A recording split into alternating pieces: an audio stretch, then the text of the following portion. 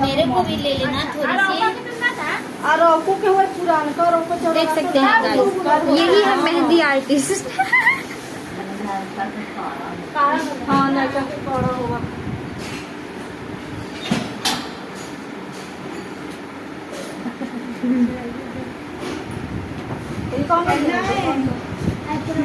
कहना है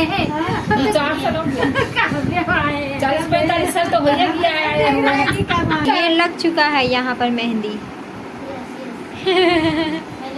फोटो ले दीदी के साथ में। आज रात के लगानी है। ये सुत रही है बिछा के। तो नीचे सुत रहा तो भुई में आती कल के कल हो जाता। कल लगाइए दाज भर। ये देखो मेहंदी आर्टिस्ट एक्सपेरिमेंट करते हुए।